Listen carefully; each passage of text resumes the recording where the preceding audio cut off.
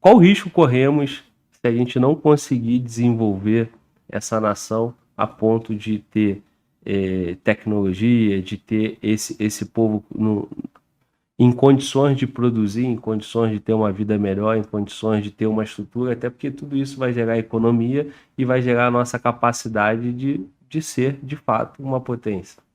O primeiro risco é em si continuar um país sem o poder de determinar os rumos nas interações com os países mais desenvolvidos.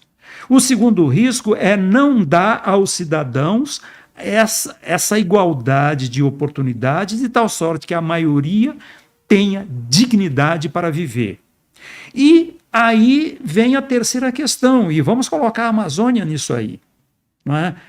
Nós precisamos ter capacidade de explorar a Amazônia de forma sustentável, sem a dependência que os países desenvolvidos querem, digamos, que nós fiquemos. Ora, quantos chefes de Estado já disseram que a Amazônia não é brasileira, que a Amazônia pertence ao mundo? Ora, isso é algo que não tem o menor sentido. Vários chefes de Estado a gente registra declarações de chefes de Estado nessa direção. Então, os três grandes riscos: não podermos interagir da maneira como nós devemos, em igualdade de satisfação de interesses, não darmos à nossa população, à sociedade, aquilo que eles precisam e querem, e ficarmos dependentes nessa questão da exploração das nossas riquezas, sobretudo as riquezas amazônicas. Pois é, porque não podendo explorar nossa riqueza é praticamente determinar que nós não vamos desenvolver e não vamos estar nessas condições de igualdade perante ao mundo, né? Com absoluta certeza. E você veja só, nós vemos determinados acordos que fizemos, aqueles que de certa forma impuseram as terras indígenas, sobretudo próximo da fronteira. Ora, minha bisavó era índia.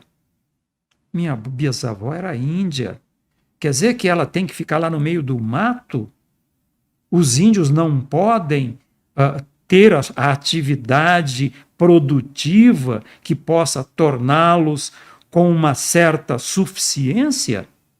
Não é? Então, a exploração da Amazônia implica em colocar os índios para se adquirirem uma certa sustentabilidade, e não apenas os índios, mas aquela parcela de população que está na Amazônia.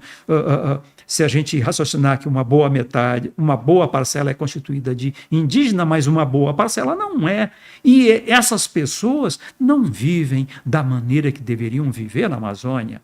Então, eu vejo dessa maneira: a busca de autonomia vale do ponto de vista político estratégico e vale para a área que eu militei tanto, que é a área de ciência e tecnologia.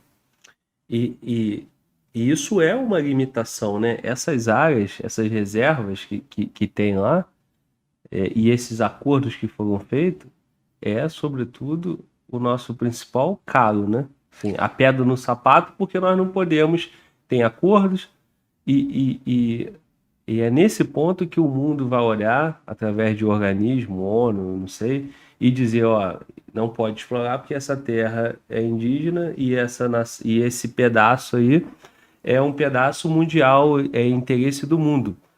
E até o ponto que podem ameaçar a nossa soberania ali naquela região. A soberania acaba sendo ameaçada pelas razões que eu disse, de que as potências não é que elas queiram nos escravizar, nos manter fracos. Eles precisam continuar fortes. Quer dizer, eles admitem que a gente seja forte o suficiente para poder interagir com eles e fazer com que eles satisfaçam os seus grandes interesses estratégicos. Porque a gente vê o caso agora da China. A China, se nós raciocinarmos com 1980, a boa literatura aponta que o Deng Xiaoping tirou 600 milhões de chineses da situação de pobreza. Ora, o que aconteceu com a China a partir especialmente do Deng Xiaoping, conseguiu chegar na atualidade com a economia já superando a economia americana, precisa de ter o seu setor de educação e ciência e tecnologia igual ao americano, está distante.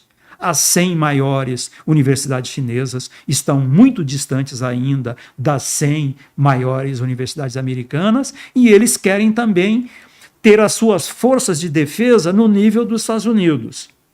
Ainda está longe. Quer dizer, se eles conseguiram, de um lado, que a economia chinesa igualasse aos Estados Unidos, mas na área de educação e na área de defesa, a distância ainda é muito grande. Ora,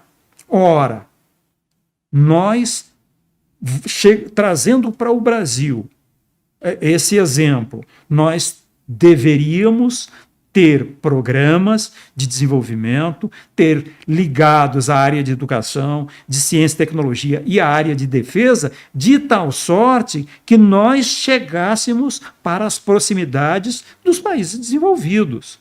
Não é? Nós sabemos que há países de dimensão territorial pequena, mas que têm um poder grande no mundo. Agora, a gente passa pela China pelo êxito, sobretudo na parte econômica, e na busca de êxito na área educacional, científico-tecnológica e de defesa. Nós vamos pegar agora o exemplo inverso, o que aconteceu na Ucrânia. Né? Como a Ucrânia tinha gente em seu território, muita gente russa no seu território, na primeira oportunidade que a Rússia teve, ela, de certa forma, tentou pegar de volta o que ela acha que são terras dela, porque tem maioria de população russa, sobretudo na área lá da Crimeia, Donetsk e proximidades. Agora, você vai falar, mas isso não seria possível no Brasil? Será que é possível isso? Eu não creio que alguém queira invadir nosso território, mas acho que eles querem determinar por intermédio da prevalência econômica, por intermédio da prevalência no poder dado pela ciência e tecnologia. Não vai se tratar de invasão como ocorreu na Ucrânia, mas tem a adaptação para a nossa realidade. E nós corremos o risco, então, de ter a determinação sobre territórios nossos vindo de fora. E isso é que eu acho que deve ser um grande objetivo nosso de crescer, inclusive para evitar esse risco.